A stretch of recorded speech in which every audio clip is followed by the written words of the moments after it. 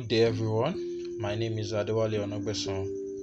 This is the Blueprint with Guinness, and today I'll be talking about nation building in Africa, a philosophical approach. First, it is important for me to emphasize and lay the background that nation building in Africa across the various sovereign states within the African continent is a fundamental challenge facing all of these countries, and it has posed a number of challenges and problems towards the development of the entire continent over the years. Now, according to historical accounts, specifically from the 1960s onwards until recent times, a number of African countries across various regions, the west, the south, the east, the north, have been faced with different challenges that confront either their stability, their sovereignty, and in most cases, their permanent existence. Now, just to add that from the period 1960 to 1970, which is usually referred to as the decade of optimism in Africa, right? The continent experienced infinitesimal development, and of course, for much of the rest of the period, the economic growth of Africa was stagnated. Now, from 1970 to about 1980, which was clearly referred to as the decade of pessimism, and this is due to a number of events that manifested and characterized the period. Alright, nation building in Africa has experienced checkered fortune in the past half a century of independence, and of course, even by the second decade of the 21st century, the challenges of nation building remains one of Africa's most pertinent concern, as different African leaders, made efforts to achieve national integration. But of course, the challenges of nation building still exist. And this is why we're having the discussion today, to take a philosophical approach and look towards the issue of course, the challenges of nation building in Africa. Of course, by way of explanation, it is important for me to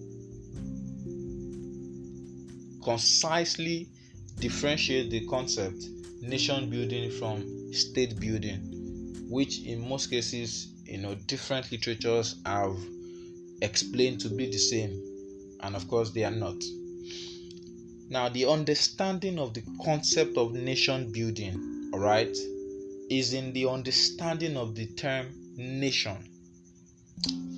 In simple terms, the concept nation is simply an ethnic or racial group of people with shared culture, tradition, history, language, and to a very great extent, religion. Alright, from the understanding of the concept of a nation building can simply be explained as the process by which various groups are brought together to achieve greater integration within a state, as in Africa, in this case, involving a wide range of activities aimed at creating national identity and greater cohesion among different elements that make up that state, in this case, Africa.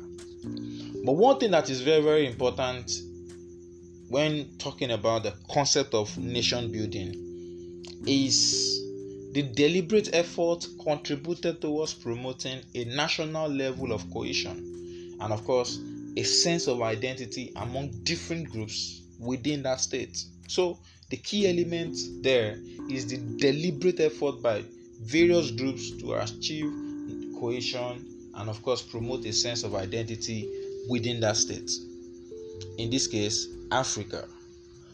And for me to reiterate, I said earlier that nation building has been a fundamental challenge for a number of African states.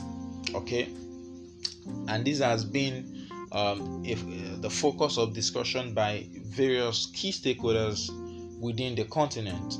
And so I would just briefly explain or share in my philosophical thoughts on the various challenges of nation building in Africa.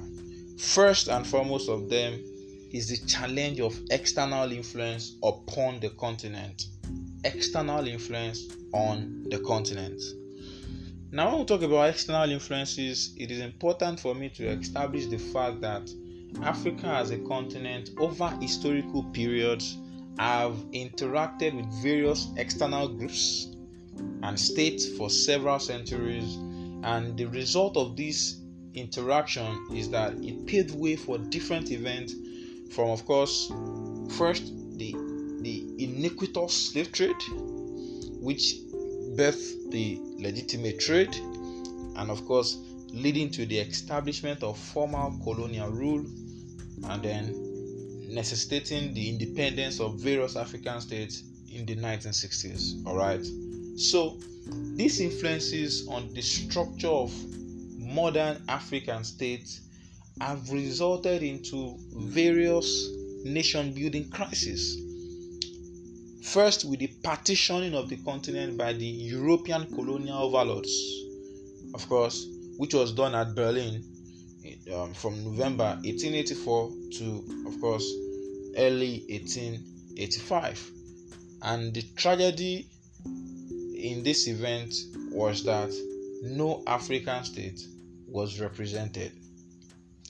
Of course, the resultant effect of the Berlin Conference, which was the partitioning of African continent, was that it resulted in the merger of different ethnic groups in the same political structure, creating artificial states with artificial boundaries, facing the crisis of national integration.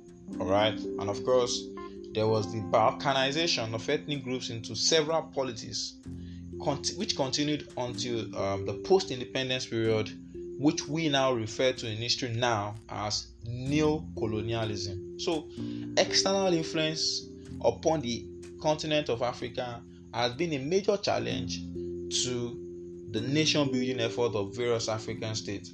Another thing that is worthy of note is the influence of multinational corporations, which are more concerned about maximizing profit and expanding their interests across Africa. And of course, this encouraged large-scale ethnic divisions across African states. So, the challenge of nation building is one to be concerned about with respect to external influences upon the continent. The second challenge to talk about is the challenge of ethnicity. And of course, over the years, we have seen a number of African states that have made tangible attempts to create national identity and achieve unity, having realized the pertinence in promoting all-round stability and aggregate development in their countries. But what has happened? This process is varying based on the peculiarities in terms of structures and levels of cohesion within the state. In most cases, the fragmented nature of African states, mostly along ethnic lines, have necessitated a wide range of programs and activities aimed at promoting national integrations. It is important to state that a number of Africa's political instabilities and internal conflict arose from ethnic conflict. So this is a greater challenge to the nation building effort within the continent. The next challenge to talk about is the polarization of the continent.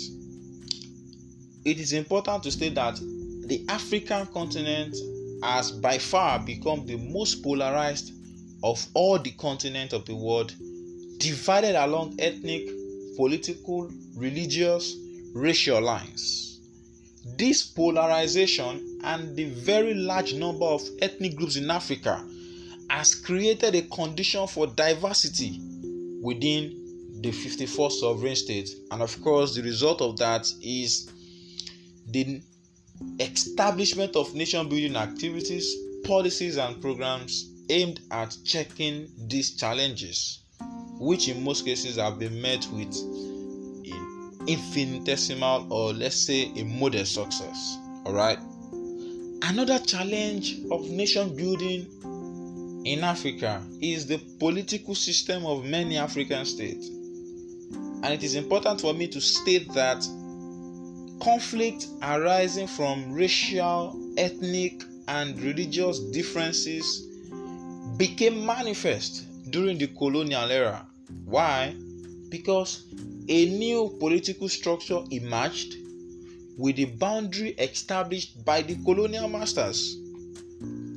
This introduction and prescription of political system is so influential such that most African states inherited the political systems of their former colonial masters. This reality necessitated the adoption of political structures and principles which are appropriate to the promotion of national integration. And of course, for instance, we had the case of the introduction of the federal system and the Westminster model of parliamentary democracy in the 1950s to various states across the regions of Africa. Of course, this was the case of both Nigeria in West Africa and Uganda in East Africa. In addition to this point is the fact that numerous states in Africa adopted unitary system despite the reality of the heterogeneity of ethnic and racial composition, solely on the assumption that it is the best way to achieve national integration. And of course, they became a one-party state. And the result of this adoption of political systems of their colonial masters is that it had created, a condition for conflict, which had made nation-building efforts in Africa a great, problem or a great challenge to deal with. Of course, aside all of these challenges I've been talking about, external influences, polarization, ethnicity, it is important for me to also mention another point, which is democratization. Now, when I say democratization, I mean the advocacy for democracy, freedom, and human rights, alright, has created a condition, for the setback in the effort to achieve nation building in Africa. Why? Because it has been influenced by various external bodies presenting different views. In addition to that, the granting of support and economic gains has been anchored on the advancement of these democratic ideals. In some cases, political exclusion, dictatorship, insecurity, tyranny, which of course manifested in the 1970s and the early 1980s, began to give way for stability. Why? Due to the establishment of national democratic government that allowed for more inclusive government with popular participation, meaning that democracy in some instances was good and aided nation building efforts. In some cases, it was bad. In some cases, external bodies do not advocate for the expansion of these democratic ideals in an attempt to stultify the expansion of the ideals based on their interest.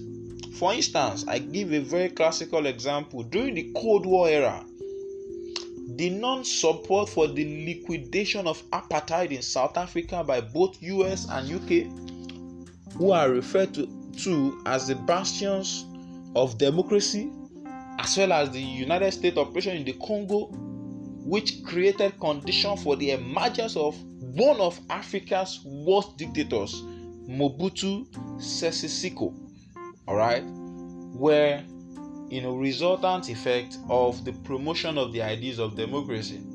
Okay. Another point to mention is religious differences. And of course, in Africa from colonial era, African states were supported by external movements on the basis of religious persuasion. And this created a condition for the intensification of disagreement among African states. And of course, it has had serious implications for national integration. In most cases, African leaders have personally attempted to utilize their position to expand their religious leanings. The resultant effect of religion is that a number of terrorist groups have been enabled to flourish with the aim to establish a religious state through the support amassed from other sympathetic groups. For instance, we have had the case of Boko Haram, Al-Shabaab, whose activities have been detrimental to the nation-building process in Africa as conflict emerged continuously, as in the case of Somalia and Mali in recent times. These are the challenges that religious differences have posed on the nation-building effort in Africa. Now, let us talk about the way forward. The way forward are simple and straight. But more importantly, before I make reference to this way forward point, is to identify the pertinence of able, empathetic leadership.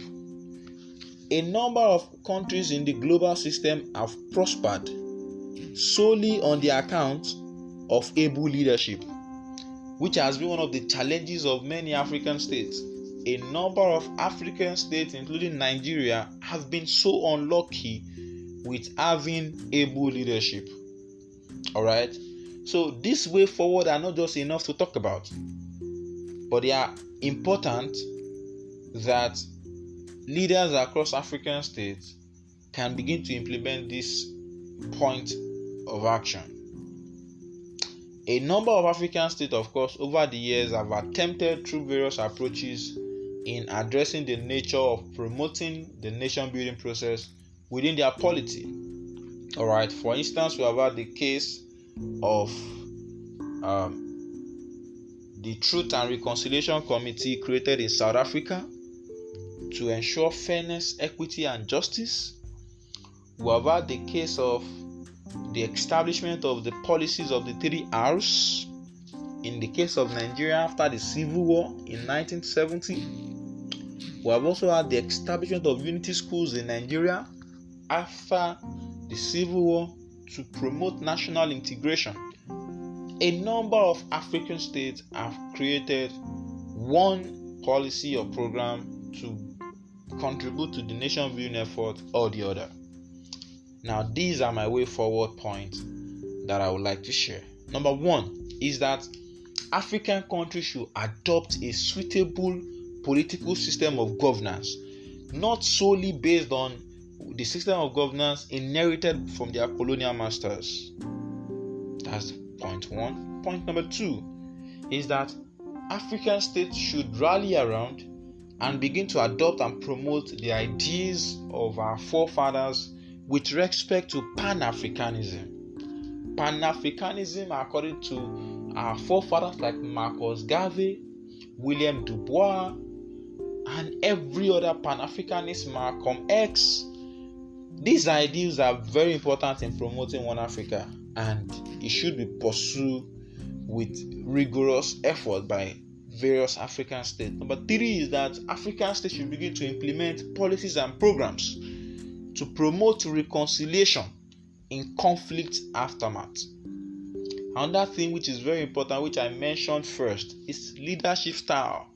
A lot of African leaders need to be inclusive, they need to be democratic, they need to be fair, they need to be just, they need to promote equity, They do not need to become dictators like Mobutu Sese Seko. Alright? Even in some democratic civilian regimes, we have had leaders becoming dictators, thereby creating an atmosphere for military coup d'etat like what we experienced some couple of days ago in Mali.